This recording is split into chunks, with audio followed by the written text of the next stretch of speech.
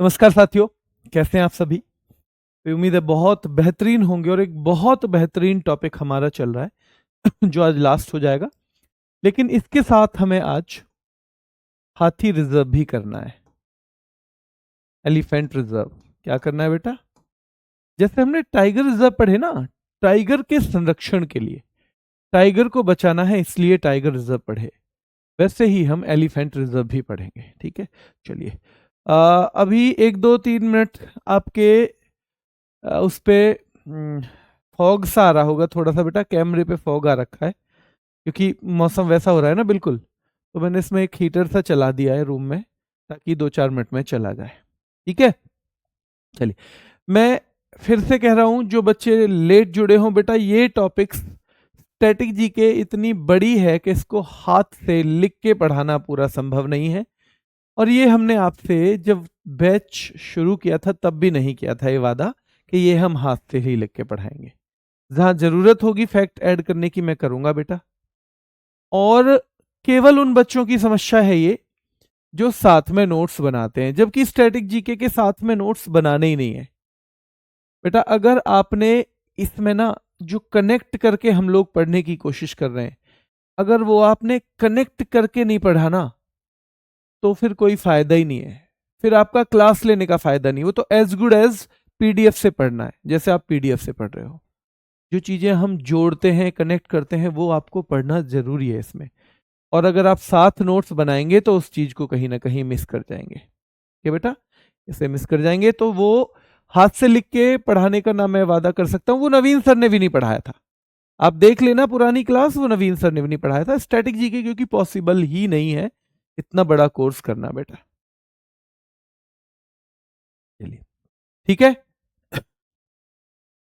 आगे देखिए, राजस्थान, हम नेशनल पार्क पे चल रहे थे। तो राजा का स्थान देखो, रण का रिस्क होता है भैया राजा के स्थान में।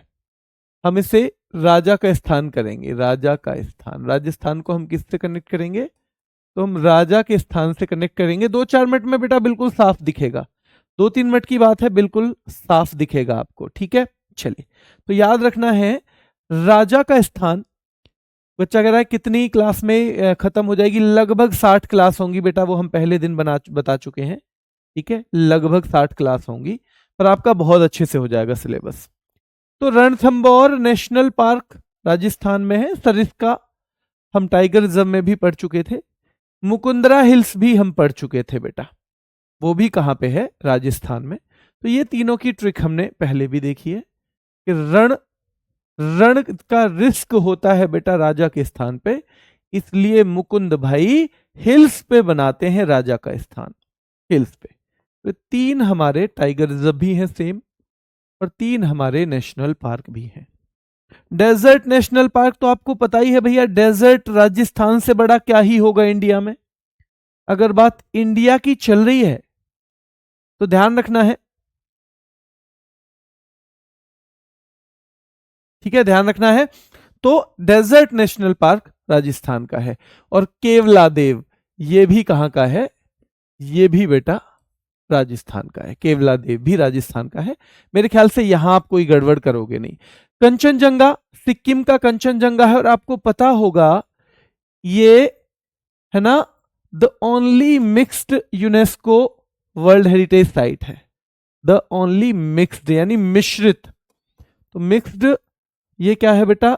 World heritage site. भारत की जो 44 वर्ल्ड हेरिटेज साइट हैं उनमें से एकमात्र है ये, ओनली है जो मिक्स्ड है, यानी जिसमें दोनों चीजों का महत्व है, दोनों चीजों का इंपॉर्टेंस है बेटा।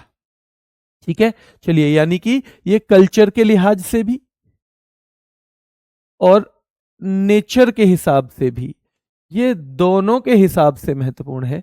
क्या आप में से कोई बता सकता है ये वर्ल्ड हेरिटेज साइट किस वर्ष बनी? ये ईयर बता सकता है कि कौन से साल ये वर्ल्ड हेरिटेज साइट बनी थी बेटा? सिक्किम की जो कंचनजंगा नेशनल पार्क है, क्या ये 2016 में? बहुत शानदार, दे दिया पहले ही जवाब, मेरे शेरों ने जवाब दे दिया जी, कंचनजंगा 2016 में। बहुत शानदार। तमिलनाडु की अगर हम बात करें, तमिलनाडु, तो तमिलनाडु का बेटा देखना है हमें नेशनल पार्क, तो मुदुमलाई, देखो मलाई वर्ड मिलेगा ये तमिलनाडु में, मुदुमलाई, ठीक है। मन्नार की खाड़ी भी वहीं मिलेगा, पलानी हिल्स भी मिलेगा, पलानी हिल्स भी मिलेगा, ध्यान रखना है। तो हम इसे याद करते थे तुम मिलना से, तुम मिलना। अब देखो कैसे याद करेंगे हम इसको, कर दें क्लास में याद कर दें। एक लड़के की शादी तय हो गई है क्योंकि उसने एसएससी का एग्जाम निकाल लिया। तो आजकल लड़के क्या चाहते हैं, अरे लड़की से एक दो बार मुलाकात तो हो जाए, पहले पता तो चले कैसी लड़की है। लड़के क्या चाहते हैं बेटा, एक दो बार पता तो चले। तो लड़का कह रहा है लड़की से, मुदु मलाई, मैं कल दो दो मलाई मलाई वाली आइसक्रीम लेके आऊंगा, चलो एक बार घूमने चलते हैं।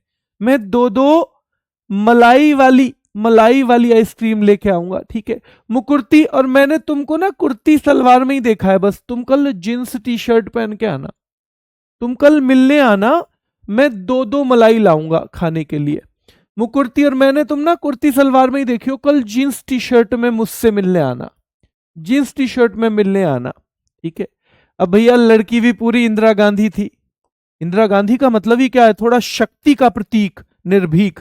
तो वो बोली ठीक है इंदिरा गांधी, वो बोली अन्ना है ना मेरे अन्ना, एक मलाई उनके लिए भी ले आई हूं, एक मलाई अन्ना के लिए भी ले आई हूं, मैं अन्ना को ही लेके आऊंगी, मैं अन्ना को लेके आऊंगी अपने को साथ में, तो एक मलाई उनके लिए भी ले लेना, ठीक है। चलिए, तो भैया मुदु मलाई, मैं दो दो मलाई लेके आऊंगा, कल तुम मिलने आना। मुकुर्ती, मैंने तुम कुर्ती सलवार में तो देखी हो, जींस टी शर्ट में नहीं देखी, तुम मिलने आओ तो वो पहन के आना। तो इंदिरा गांधी है भैया लड़की, वो बोली अन्ना मलाई, अन्ना की मलाई भी ले आना, अन्ना की मलाई भी ले आना एक उनके लिए भी, क्योंकि वो भी आएंगे साथ में। भैया लड़का समझ गया ये तो गुंडई पे उतर आई लड़की, अब पिटवाएगी। ये लड़की तो भैया गुंडई पे उतर आई, तो बोली, वो लड़का बोला मन्नार मैं नाराव, मन्नार मैं नाराव कल, क्योंकि मेरा तो प्लान बन गया है हिल्स पे जाने का, मेरा तो पलानी हिल्स प्लान बन गया हिल्स पे जाने का दोस्तों के साथ, तो अब मैं नारा कल, ठीक है। तो तुम अपने हिसाब से चले जियो जहां जाना हो। तो ध्यान रखना बेटा कि मन्नारा मैं नारा तुमसे मिलने अब कल, क्योंकि मेरा तो प्लान बन गया है हिल्स पे जाने का, मेरा तो प्लान बन गया है। तो इस सारे के सारे नॉर्मल भी याद कर सकते हो। मुदुमलाई तमिलनाडु, मुदुमलाई तमिलनाडु बेटा याद रखना है। हो गया ना अब तो साफ, हो गया क्लियर, हाँ हो गया बेटा।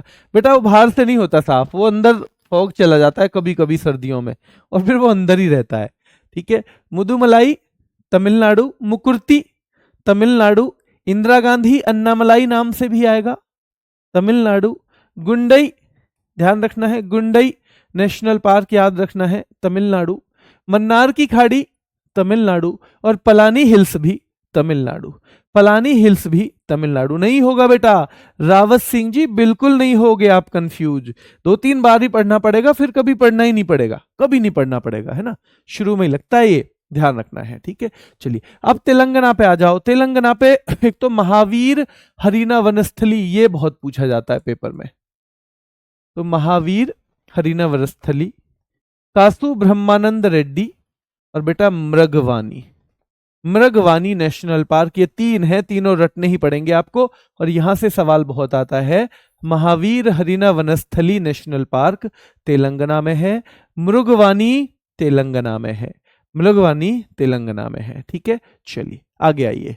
बाइसन क्लाउडेड लेपर्ड, बाइसन याद रखना है, इसको राजबाड़ी नाम से भी पूछ लेता है कभी कभी, और क्लाउडेड लेपर्ड, और यहां से सवाल बहुत बनता है भैया क्लाउडेड लेपर्ड, क्लाउडेड लेपर्ड, और याद रखना है बाइसन दोनों ही कहां के हैं, त्रिपुरा के हैं, कहां के हैं, त्रिपुरा के। मुकुर्ती कहां का बताया था मैंने अभी, मुकुर्ती बताओ, मुकुर्ती कहां का बताया था, तो मुकुर्ती मैंने बताया था तमिलनाडु का। उत्तर प्रदेश में केवल दुधवा है, जबकि टाइगर रिजर्व कितने थे, 4। टाइगर रिजर्व किसी को पता है उत्तर प्रदेश के कौन कौन से, अमानगढ़, रानीपुर, अमानगढ़, रानीपुर, पीलीभीत, दुधवा, ये 4 थे बेटा टाइगर रिजर्व यूपी में।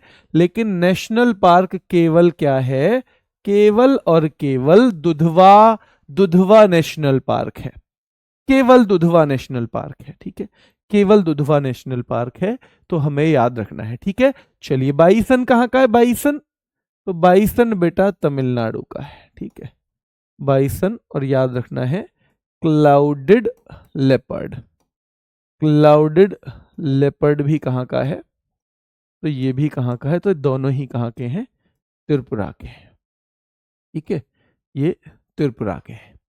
उत्तराखंड का बेटा जिम कॉर्बेट है, ये भारत का नेशनल पार्क है और पुराना नाम इसका हेली था, हेली।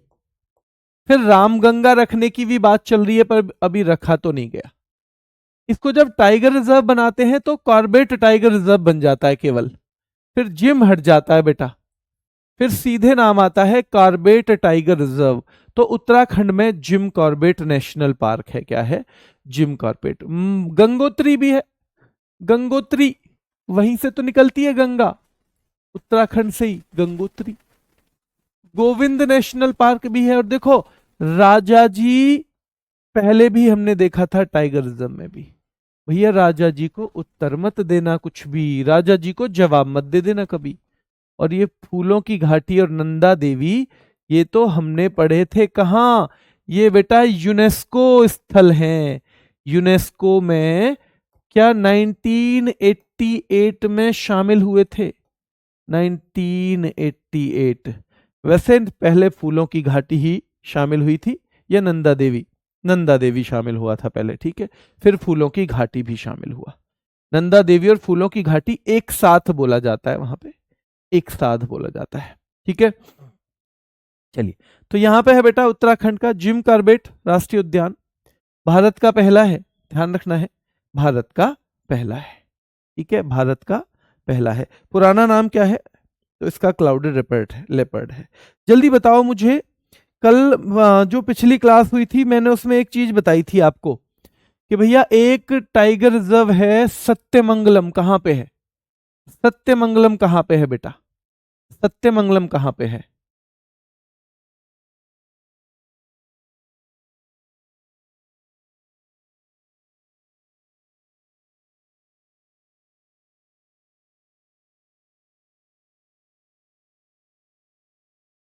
चलिए। एक बच्चा पूछ रहा है सर उत्तर प्रदेश में चंद्रप्रभा नहीं है क्या, बेटा वाइल्ड लाइफ सेंचुरी है चंद्रप्रभा, वाइल्ड लाइफ जो है सेंचुरी है, यानी वन्य जीव अभ्यारण्य है, वो नेशनल पार्क नहीं है। कभी कभी हम मिस्टेक में उसे नेशनल पार्क मान लेते हैं, वो वन्य जीव अभ्यारण्य है, ठीक है। चलिए, तो भारत का पहला नेशनल पार्क जिम कॉर्बेट हो गया, गंगोत्री बहुत बढ़िया, ज्यादातर बच्चों का तमिलनाडु आ रहा है, तमिलनाडु तमिलनाडु तमिलनाडु, सत्यमंगलम तमिलनाडु में, बहुत शानदार। Gangotri national park, Govind national park, Rajaji national park, फूलों की घाटी और नंदा देवी सारे यही हैं। लद्दाख में बेटा केवल एक नेशनल पार्क है और वो है हेमिस, हेमिस नेशनल पार्क कहां पे है, लद्दाख में। कुछ महत्वपूर्ण तथ्य हैं इनका, तो देखो बेंतला का नाम किससे बना है, एक ये सवाल आता है कभी कभी, तो बेटा इसमें बेंतला में बी फॉर बाइसन है, बेंतला में ये रिजर्व तो है लेकिन इसमें जो पाए जाते हैं ना उनके ऊपर है ये, B for bison, E for elephant, T for tiger, ध्यान रखना है बेटा, एल फॉर लेपर्ड, और ये ए फॉर एक्सिस, इसलिए इसका नाम बेंतला है, इसलिए इसका नाम बेंतला है। और बेंतला मैंने कहा था जब झाड़ियों में जाते हैं तब बेंत मांगते हैं भैया, तो ये झारखंड है, कहां पे है, झारखंड में है, ठीक है। चलिए, नेउरा वैली, ये याद रखना है बेटा, आपको पता था वेस्ट बंगाल का है नेउरा वैली, भैया नोरा फतेही की जो बात चल रही थी बंगले में लाने की, तो नेउरा वैली यहां से संबंधित पूछा जाता है कि ये रेड पांडा के लिए फेमस है, किसके लिए, ये रेड पांडा के लिए फेमस है बेटा नेउरा वैली। सीधे सवाल आएगा, कैंपबेल बे अंडमान में जो है ये सबसे दक्षिणी है, यानी सबसे नीचे, ये सबसे नीचे वाले क्षेत्र में है। कैंपबेल बे जो है ये भारत का सबसे सदर्न नेशनल पार्क है, सदर्न मोस्ट नेशनल पार्क है बेटा।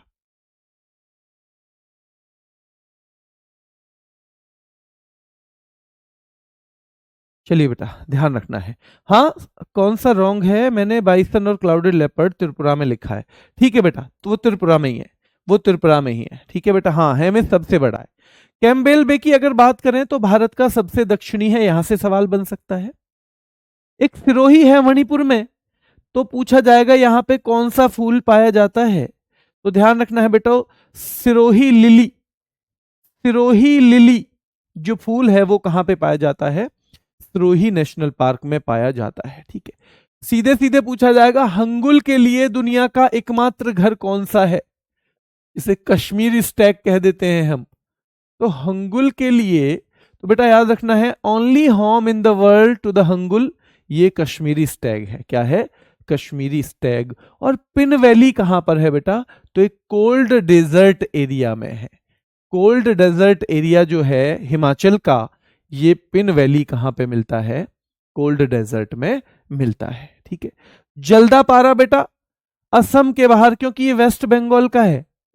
ये वन जो हमारा वन हॉर्न राइनोसोरस है ना, उसके लिए सबसे बड़ा आवास है असम के बाहर, क्योंकि सबसे ज्यादा मिलते हैं ये असम के काजीरंगा में, सबसे ज्यादा असम के काजीरंगा में।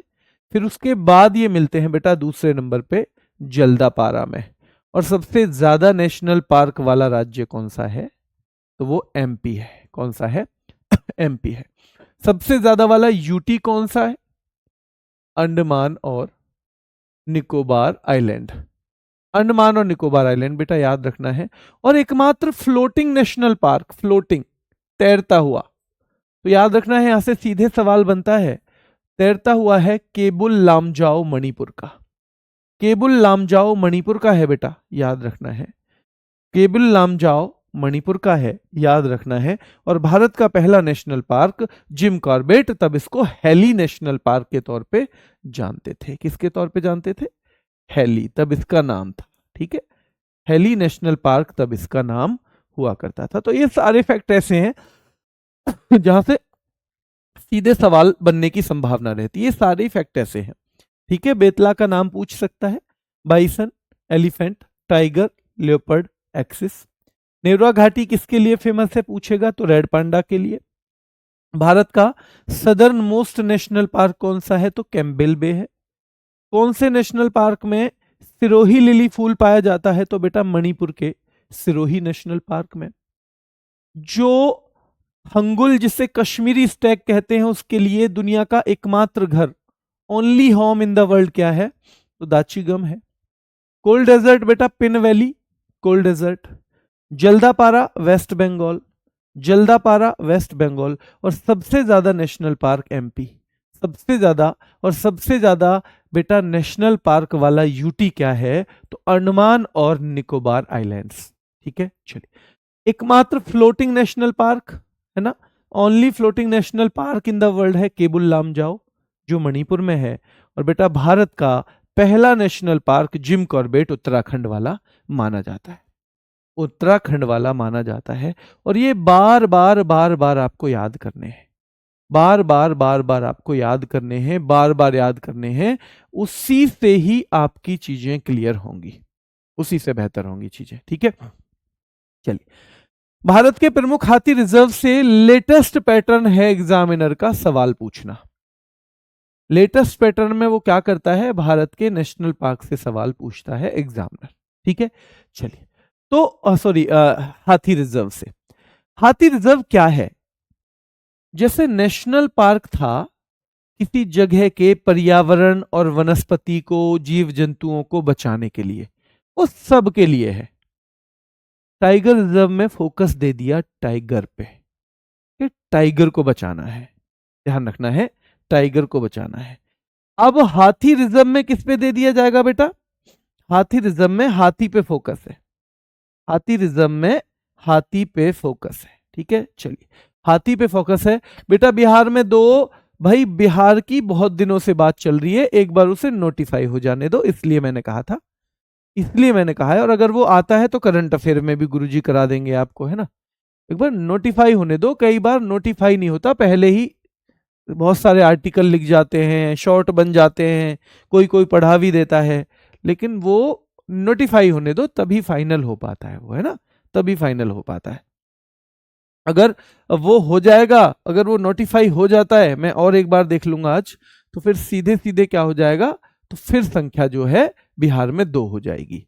वो आप करंट में भी अपडेट कर सकते हो, है ना, करंट में भी अपडेट कर सकते हो, चिंता मत करो। हाथी अभ्यारण्य, तो देखो हाथियों के संरक्षण के लिए जो आवास, उनका जो आवास है जहां वो रहते हैं, कॉरिडोर जहां वे घूमते घामते हैं, उन सबको बचाने के लिए ही जो क्षेत्र हम नोटिफाई करते हैं उसको हम हाथी रिजर्व कह देते हैं, उसके हम हाथी रिजर्व उसे हम कह देते हैं। और सीधे भाई भारत में एशियाई हाथी जो है वो दुनिया की सबसे बड़ी आबादी भारत में ही रहती है। जैसे टाइगर भी दुनिया के लगभग कितने परसेंट रहते हैं भारत में, टाइगर भी कितने परसेंट रहते हैं, कितने परसेंट रहते हैं टाइगर, तो टाइगर भी 75 से 80% रहते हैं। और यहां पे सबसे ज्यादा बेटा आबादी दुनिया की जो एशियाई हाथियों की आबादी है वो भारत में ही रहती है, ठीक है। चलिए, और क्योंकि भारत में रहती है और वो कई बार शिकार हो जाते हैं रेलवे लाइन पे, कई बार रेलवे लाइन का शिकार हो जाते हैं, कई बार शिकारियों के शिकार में आ जाते हैं, तो इसलिए एक इन्हें बचाने के लिए प्रोजेक्ट चलाया गया 1992 में, और उस प्रोजेक्ट का नाम है प्रोजेक्ट एलिफेंट। क्या नाम है, प्रोजेक्ट एलिफेंट। तो सीधे सवाल आती है, ये कब इनिशिएटेड किया गया था बेटा प्रोजेक्ट एलिफेंट को, तो 1992 में, ये साल पूछी जाती है ज्यादा, 1992 में। सीधे सीधे मानव हाथी संघर्ष को रोकना, इसके उद्देश्य क्या है, तो एक तो ह्यूमन एलिफेंट कन्फ्लिक्ट, जहां इंसान भी रहते हैं, भाई आपने देखा होगा कई बार इंसान भी वहीं रहते हैं आसपास ही कहीं, और हाथियां भी, और हाथियों से इंसानों का कई बार संघर्ष होता है, तो इंसान अपने बचाव के लिए हाथियों को मार देते हैं। तो इसलिए इसके उद्देश्य में पहला तो यह है कि हाथी और मानव के संघर्ष को रोकना, क्योंकि संघर्ष होगा तो नुकसान होगा, या तो हाथियों को होगा या तो इंसान को होगा, या तो हाथियों को होगा या तो इंसान को होगा, याद रखना है, ठीक है। तो याद रखना है, इसका उद्देश्य एक तो था मानव हाथी संघर्ष को रोकना, to prevent human elephant conflict, और फिर to conserve elephants and their habitat. Habitat का मतलब है उनका आवास, जहां वो रहते हैं, एलिफेंट को भी बचाएंगे, उनके आवास को भी। अगर एलिफेंट को आपने बचा भी लिया और उनके रहने की जगह नहीं बचा पाए, तो वो तो वैसे ही मामला खराब हो जाना है। तो इसलिए दूसरा उद्देश्य था to conserve elephants and their habitat, और बेटा तीसरा था to ensure the welfare of domesticated elephants. जो हाथी कुछ आपने देखा होगा पालतू भी हैं, कुछ लोग रखते हैं हाथियों को, वो किस नियम के तहत रखते हैं तो पता नहीं, पर वो रखते हैं तो उनका भी कल्याण हो। ऐसा ना हो किसी ने घर में बांध रखा है तो भूखा ही मार दे उसको, या उसका दांत ही निकाल के बेच दे, तो उनका भी कल्याण सुनिश्चित करना याद रखना है बेटा। ये मानव हाथी संघर्ष को रोकना, हाथियों और उनके आवास का संरक्षण करना, और पालतू हाथियों का कल्याण सुनिश्चित करना, ये 3 मुख्य उद्देश्य हैं, याद रखना है प्रोजेक्ट एलिफेंट के। ये 3 मुख्य उद्देश्य हैं, याद रखना है प्रोजेक्ट एलिफेंट के, ठीक है। चलिए, मंत्रालय, तो मंत्रालय सीधे सीधे वही आएगा, ministry of environment, forest and climate change, यानी पर्यावरण, वन और जल परिवर्तन मंत्रालय। अब जो बच्चा कह रहा था कि सर हाथ से लिखो, अगर इतना मैं आपको हाथ से लिख के दूंगा तो आप यही देखो कि ये बस समझा रहे हैं, इससे कुछ शायद आए भी ना इस वाले पैराग्राफ से, और इसमें ही हमें 10 मिनट नहीं लग जाएंगे लिखने में। बेटा स्ट्रेटेजी के नहीं हो पाती है इससे, है ना। आप ध्यान दो, मैं इसमें आपको बहुत अच्छे से रटा दूंगा चीजों को, जो रटने वाली हैं, जो समझने वाली हैं उन्हें समझेंगे, पर अगर लिखने के चक्कर में रह गए तो बहुत मारे जाएंगे, है ना। चलिए, तो ये हो गया है। अब इसके कुछ आंकड़े हैं बेटा, सीधे सीधे पूछा जाएगा अभी कितने एलिफेंट रिजर्व हैं इंडिया में, तो करंटली 33 एलिफेंट रिजर्व हैं। कितने हैं बेटा, अभी करंटली कितने हैं, 33 एलिफेंट रिजर्व्स हैं इंडिया में, याद रखना है। और जो 33 हैं, तो आपको पता है 33rd कौन सा है, ये तो पूछा ही जाएगा फिर। तो तराई एलिफेंट रिजर्व है, तराई एलिफेंट रिजर्व उत्तर प्रदेश में है बेटा, और याद रखना है ये दुधवा पीलीभीत एरिया में पड़ता है, और ये उत्तर प्रदेश का जो तराई है ये 33rd है। क्या है? 33वां हाथी रिजर्व है। 32वां भी पूछ लेता है कभी कभी, एक पहला। तो अगस्त्या मलाई एलिफेंट रिजर्व जो है तमिलनाडु का, अगस्त्या मलाई एलिफेंट रिजर्व वो 32वां है, और तराई वाला 33वां है। अगस्त्या मलाई 32वां है और ये वाला 33वां है बेटा, ठीक है। ये है 33 का। सबसे ज्यादा हाथियों वाला राज्य नंबर 1 पे तो कर्नाटक है, नंबर 2 पे असम है, नंबर 3 पे केरल है। और ये तो मोस्ट इंपोर्टेंट फैक्ट है, यहां से तो बार बार सवाल आता है, और 3 सवाल यहां रट लेना। सबसे बड़ा हाथी रिजर्व बेटा याद रखना है मैसूर ही है, मैसूर है सबसे बड़ा, क्षेत्रफल में भी हाथियों की संख्या में भी। अब ये है सबसे बड़ा, अब सबसे बड़ा जो है क्या है बेटा? तो मैसूर है। अब ये हाथी रिजर्व क्षेत्रफल में भी बड़ा है, और ये हाथियों की संख्या के हिसाब से भी। और अगर राज्य पूछे तो हाथियों की सबसे ज्यादा संख्या हमने यहां पढ़ाई है कर्नाटक है। क्या है? कर्नाटक। और इस तरह से सीधे सीधे सवाल आ जाते हैं, इस तरह से सीधे सीधे सवाल बेटा आ जाते हैं, ठीक है। चलिए, तो सबसे बड़ा elephant reserve Mysore elephant reserve है, सबसे बड़ा हाथी रिजर्व ये भी मैसूर एलिफेंट रिजर्व है, और हाथियों की संख्या यानी highest number of elephant Karnataka में पाया जाता है बेटा, कर्नाटक में पाया जाता है। अब यहां पे एक शुरू किया हमने गज उत्सव। ये जो गज उत्सव है 2023 में शुरू किया। सवाल पूछा जाएगा गज उत्सव कब शुरू किया गया? 2023 में। कहां पर? कहां पर? काजीरंगा असम, काजीरंगा असम में शुरू किया गया था। और क्यों, किस उपलक्ष्य में? क्योंकि आपको पता है 1992 से चला प्रोजेक्ट एलिफेंट। प्रोजेक्ट एलिफेंट कब चला है मेरे शेरों? तो 1992 से, और उसके 30 इयर्स हो गए कब? उसके 30 इयर्स हो गए 2022 में, ठीक है। तो यानी 30 इयर्स कंप्लीट होने के उपलक्ष्य में, on account of completion of 30 years of project elephant, ये गज उत्सव मनाया गया। गज उत्सव मनाया गया है बेटा, याद रखना है, गज उत्सव मनाया गया है, ठीक है। चलिए, तो प्रोजेक्ट एलिफेंट के 30 वर्ष पूरे होने पर काजीरंगा में, असम में मनाया गया, याद रखना है। सीधे सीधे फिर सवाल आएगा, हमने एलिफेंट को अपना नेशनल हेरिटेज एनिमल यानी कि राष्ट्रीय विरासत पशु कौन से साल में घोषित किया? तो 2010 में हमने एलिफेंट को अपना राष्ट्रीय विरासत पशु यानी नेशनल हेरिटेज एनिमल कब घोषित किया? तो बेटा याद रखना है वो 2010 में किया है। और एक सीधे सवाल आता है, माइक कार्यक्रम किससे जुड़ा है? तो माइक कार्यक्रम हाथियों की अवैध हत्या की निगरानी, कि हाथियों की अवैध हत्या ना हो जाए, इसलिए माइक कार्यक्रम चलाया हुआ है। और इसकी फुल फॉर्म आपसे पूछी जाएगी, monitoring of illegal killing of elephants. Monitoring of illegal killing of elephants MIKE की फुल फॉर्म है। और याद रखना है, भारत में माइक कार्यक्रम के तहत 10 सेंटर चलते हैं। कितने चलते हैं? तो 10 सेंटर। तो भारत में माइक कार्यक्रम के यानी जो ऐसे सेंटर जो इलीगल किलिंग ऑफ एलिफेंट्स को मॉनिटर करें, वो कितने सेंटर चलते हैं? तो भारत में ऐसे 10 सेंटर चलते हैं, 10 सेंटर चलते हैं बेटा, ध्यान रखना है, ठीक है। चलिए, यहां पे क्लियर रखिए। अब यहां पे पूछा जाएगा सीधे सीधे कौन सा है कहां पे, यहां से सवाल बनेंगे। ये तो है ही, ये तो सवाल बनेंगे ही, ये तो बनते ही हैं, ये तो सारे हैं ही एग्जाम के फैक्ट। लेकिन यहां से पूछा जाएगा, ये मैंने मुख्य मुख्य रखे हैं, जो थोड़े से मुझे लगा नहीं ज्यादा कभी भी कहीं पूछे गए हैं उनको छोड़ दिया है। मैसूर एलिफेंट रिजर्व कर्नाटक में है, ये आपको याद करने में दिक्कत नहीं होगी, बस भारत का सबसे बड़ा है, ये ध्यान रखना। दांडेली, हमने वो भी पढ़ा था ना, दांडेली अंशी, हमने पढ़ा था ना, दांडेली अंशी कितना नाटक करती है। दांडेली अंशी नाम से हमने नेशनल पार्क पढ़ा था, दांडेली हमने वो भी पढ़ा था बेटा, टाइगर रिजर्व भी। तो ये वही दांडेली है, तो सीधे सीधे कहां जाएगी?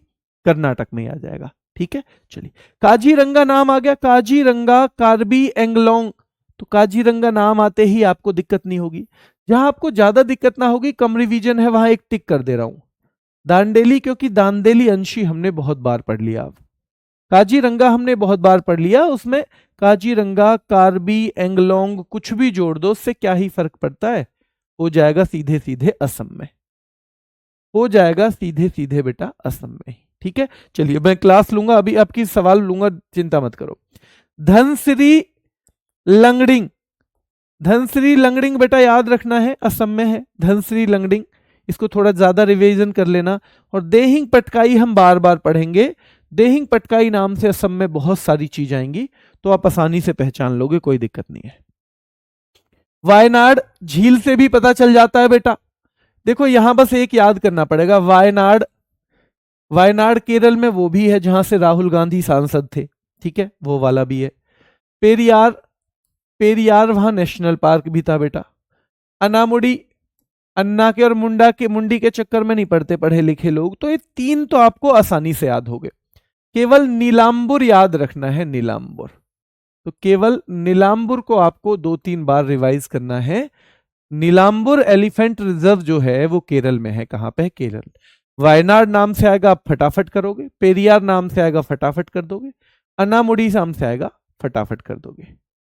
तराई हमने 33वां जो पढ़ा था, 33rd, 33वां है ये, 33rd है, तो तराई नेशनल पार्क, ये भी याद हो जाएगा। नीलगिरी, आप बार बार नीलगिरी पढ़ोगे, ध्यान रखना है, कोई दिक्कत नहीं है। और अगस्त्य मलाई हमने पढ़ा था 32वां, अगस्त्य मलाई बेटा 32वां था, 32वां एलिफेंट रिजर्व था। मयूरभंज, महानदी, संबलपुर, क्या इसको कोई भी बच्चा गलत करेगा? मयूरभंज वहां डिस्ट्रिक्ट है, मयूरभंज में छऊ भी चलता है, मयूरभंज में छऊ भी चलता है, ठीक है।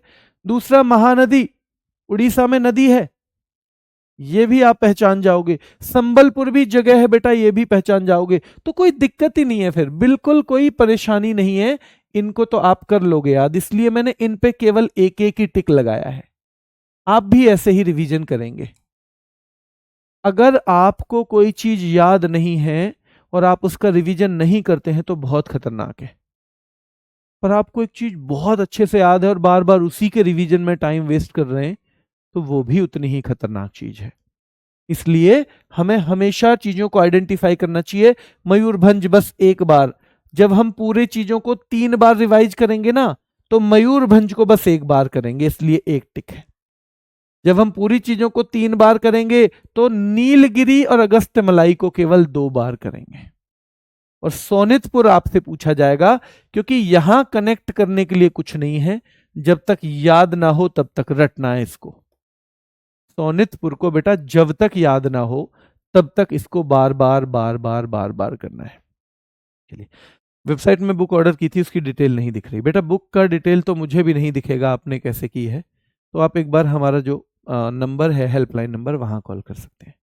रिकॉर्डिंग क्लास कोई नहीं चल रही, देख लेंगे बेटा क्यों नहीं चल रही है, हो सकता है ऐप में कभी कभी थोड़ा बहुत इशू आ जाता है। ठीक है, चलिए, सोहन दुबे कह रहे हैं सर आप बहुत बढ़िया पढ़ाते हैं।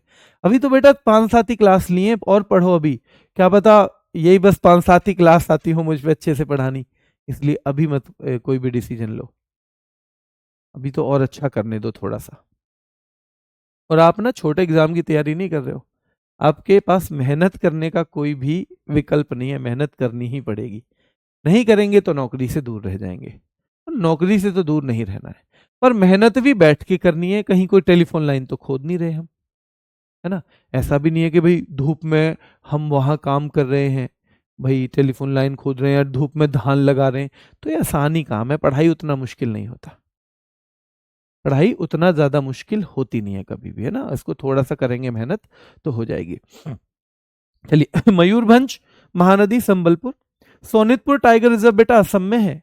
सिंह फन, भैया सिंह फन, फन किसके होता है, फन तो फन होता है भैया नाग के। और इटाकी, कभी कभी ईंटा के नीचे, ईंटा के नीचे, कभी कभी ईंटा के नीचे भैया नाग घुस जाता है, कभी कभी ईंटा के नीचे नाग घुस जाता है बेटा, याद रखना है, ठीक है। चलिए, सिंगफन एलिफेंट रिजर्व नागालैंड में है और ईटा की भी नागालैंड में है, इसको आराम से कर लोगे। गारो को आप आसानी से कर लोगे, गारो को आप आसानी से कर लोगे, क्योंकि गारो, खासी, जयंतियां, 3 पहाड़ियां, 3 जनजाति मेघालय में ही तो है, कर लोगे आप। सिंहभूम टाइगर रिजर्व जो है बेटा झारखंड में है, झारखंड में, और ये सबसे पहला है, इसलिए मोस्ट इंपोर्टेंट फैक्ट हो जाएगा इसका। सबसे पहला जब कोई टाइगर रिजर्व बनाया गया तो वो क्या था बेटा, वो सिंहभूम जो है टाइगर रिजर्व, सॉरी हाथी रिजर्व था, सिंहभूम हाथी रिजर्व था जो सबसे पहले बनाया गया हाथी रिजर्व, और ये झारखंड में है, ये झारखंड में है, ठीक है, क्लियर है।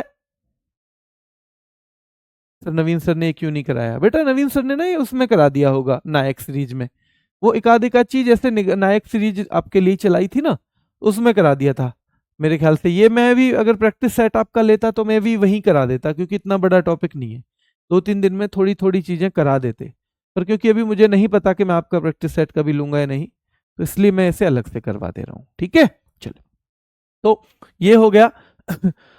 अब यहां पे आओ, बदलखोल तमोर पिंगला हाथी रिजर्व जो है ये छत्तीसगढ़ में है, और इसको आपको याद करना पड़ेगा बेटा। बदलखोल तमोर पिंगला जो हाथी रिजर्व है वो छत्तीसगढ़ में है। श्री विल्लीपुथूर हाथी रिजर्व, ये भी बहुत महत्वपूर्ण है, श्री विल्लीपुथूर नाम से बेटा याद रखना है, ये आपने पहले भी देखा है नेशनल पार्क या उसमें टाइगर रिजर्व में, तो आप यहां भी कनेक्ट कर देना।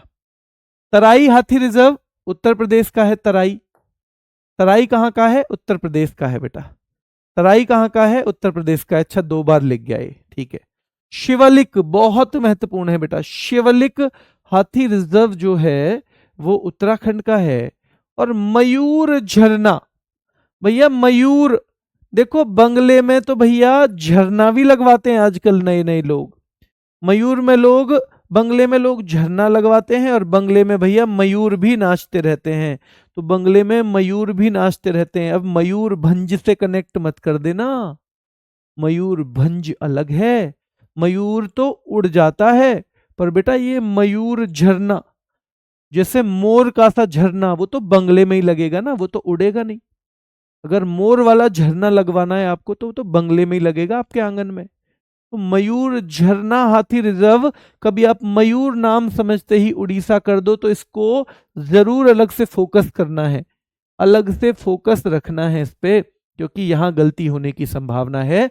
और एग्जामिनर भी ऐसी ऐसी चीजों को ढूंढता है, एग्जामिनर ऐसी ऐसी चीजों को ढूंढता है, क्यों ढूंढता है, कि वो भी चाहता है कि बच्चा कंफ्यूजन में आके गलती करे, ठीक है, हाँ, गलती करे कंफ्यूजन में आके। कामेंग हाथी रिजर्व बेटा अरुणाचल का है, याद करना पड़ेगा अलग से, कामेंग अरुणाचल का है, कामेंग कहाँ का है, अरुणाचल प्रदेश का है, ठीक है। चलिए एक बार मैं जल्दी से इसको रिवीजन और करवाता हूं आपको, ताकि आप थोड़ा सा बेहतर इसमें महसूस करें। क्या मैसूर वाला कर्नाटक में है, आंख बंद कर लो, थोड़ा सा रेस्ट भी मिल जाएगा, बहुत देर पढ़ाई कर रहे होगे।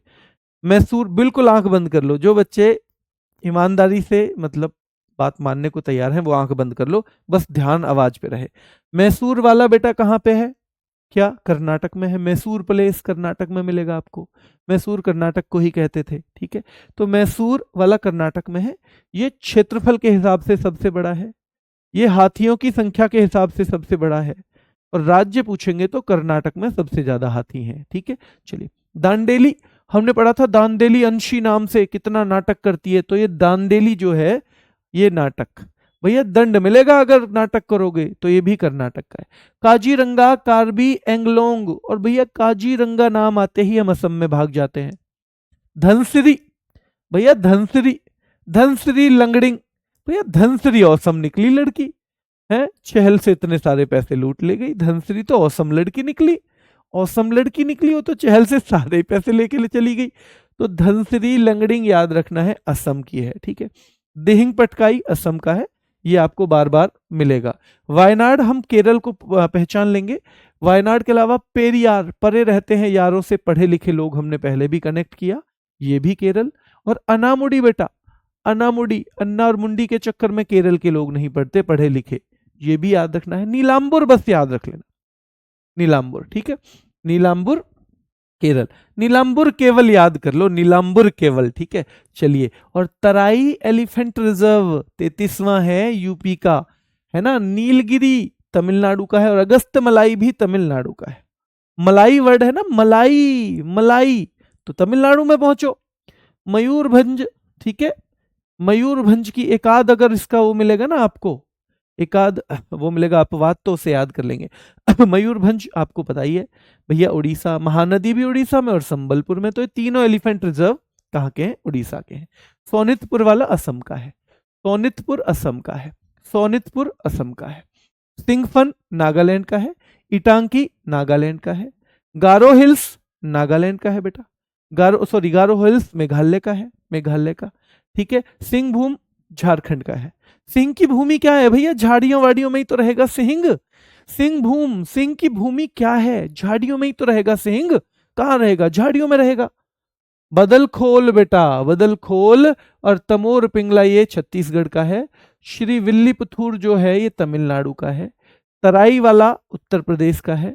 शिवलिक उत्तराखंड, शिवलिक उत्तराखंड का है। मयूर झरना, भाई मयूर का झरना तो अपने बंगले में लगवाना है हमें, ठीक है, तो बंगला यानी कि वेस्ट बंगाल। और कामेंग वाला अरुणाचल में है, अरुणाचल में। हाथी गलियारा, फिर आपसे एलिफेंट कॉरिडोर पूछेगा, देखो, narrow passage connecting to habitats. मान लो यहां जो है ये हाथी का रिजर्व है, और यहां भी हाथी का रिजर्व है। अब ये हाथी एक दूसरे के यहां जा सकें, इसके लिए एक छोटा सा कॉरिडोर बना दिया, मतलब वो बंद है कॉरिडोर, क्योंकि बाहर अगर गए हाथी तो फिर मानव से संघर्ष होगा, फिर मरने की संभावना, या तो मानव मरेगा या तो हाथी मरेगा, इसलिए ये कॉरिडोर टाइप हो जाएगा बेटा, याद रखना है। तो जो टू हैबिटेट है उनके अलग अलग, उनको कनेक्ट करने के लिए जो पतला सा एक रास्ता है बेटा, नैरो पैसेज है, उसी को कहते हैं। और हमारे भारत में अप्रोक्सीमेटली 150 एलिफेंट कॉरिडोर्स हैं, और ये संख्या महत्वपूर्ण है, ये संख्या बहुत महत्वपूर्ण है बेटा। 150 के करीब क्या है बेटा, 150 के करीब हमारे यहाँ पे एलिफेंट कॉरिडोर है। वर्ल्ड एलिफेंट डे तो याद रखना है बेटा, हर साल 12 अगस्त को, अगस्त 12 को मनाया जाता है world elephant day. Elephant census, तो बाघों की तरह गणना होती है 5, लेकिन 5 साल में होती है। कितने में होती है, 5 साल में होती है। टाइगर सेंसस कितने साल में होता था बताओ बेटा, जो टाइगर सेंसस है क्या बेटा, एवरी 4 ईयर्स में होता है, वो हर 4 साल में, एवरी 4 ईयर्स, जो 2006 में सबसे पहला हुआ था, ये एवरी 4 ईयर्स में होता है बेटा, याद रखना है। तो टाइगर सेंसस जो है, टाइगर सेंसस जो है वो कब होता है, वो एवरी 4 ईयर्स में होता है, ठीक है, एवरी 4 ईयर्स में होता है। चलिए ठीक है, ये हो गया एवरी 4 ईयर्स में। और हाथी की गणना, तो ये सारे के सारे फैक्ट हैं बेटा इंपॉर्टेंट। ये टॉपिक ही खत्म हो गया आज, तो इसलिए आज बस यहीं तक रखेंगे। अब मैं 2-4 मिनट आपके सवाल ले लेता हूं, इसको थोड़ा थोड़ा सा आपको पढ़ना है, ठीक है। अब या तो कल मैं स्पोर्ट्स कराऊंगा, या तो आपके में बायोस्फीयर रिजर्व, बताओ कौन सा करवाऊं, क्या इसे ही खत्म करवाऊं, बायोस्फीयर रिजर्व कर लें हम कल, बायोस्फीयर रिजर्व। क्या एक जैसा बहुत, मतलब एक जैसे से बहुत सारा डेटा तो नहीं हो रहा, स्पोर्ट्स कर लें कुछ दिन, स्पोर्ट्स कम से कम 7-8 क्लास होंगी, लेकिन ध्यान रखना स्पोर्ट्स कम से कम 7-8 क्लास होंगी। 3 नहीं बज रहे बेटा, ये 13 है, ये 13 है, 3 नहीं बज रहे, 13 है स्पोर्ट्स।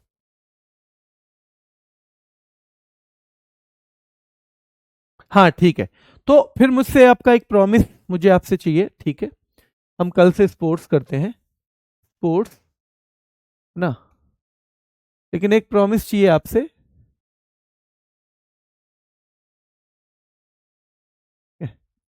कि रोज, ठीक है, रोज 12 मिनट लास्ट 4-5 क्लास जो हुई हैं अभी का रिवीजन करके आओगे। 12 मिनट तो ज्यादा नहीं है ना, जैसे आज की 12 मिनट तो देखो मैंने ही दे दी आपको, 1350 है, 10 मिनट बचेंगी अब, ये तो मैंने आपको दे दी। एक बार थम्स अप करिए जो जो मुझे मैसेज करने के लिए तैयार हैं बेटा। हाँ, सब टॉपिक्स कवर कीजिएगा डिटेल, हाँ होंगे तो सही। देखो वो अगर अभी बायस्ड रिजर्व अभी नहीं होगा तो मैं आगे करवाऊंगा, वो तो कोई इश्यू नहीं है। पर स्पोर्ट्स को हम बहुत अच्छे से करेंगे क्योंकि स्पोर्ट्स के सवाल आने लगे हैं आजकल। ठीक है, स्पोर्ट्स के सवाल आने लगे हैं। ठीक है, चलिए तो ये प्रॉमिस ठीक है। ठीक है बेटा, घर आने भी करा देंगे। घर आने का ना आपके लिए थोड़ा सा उसमें और डिटेल ऐड करनी है, देख के कुछ थोड़ा सा मैं चाहता हूँ और बेहतर ढंग से हो जाए, आपके एग्जाम में थोड़ा डीप भी आ जाता है और भी। तो घर आने को इसलिए स्पोर्ट्स के बाद करेंगे। ठीक है, चलिए अभी के लिए इतना ही, फिर मुलाकात करेंगे। धन्यवाद।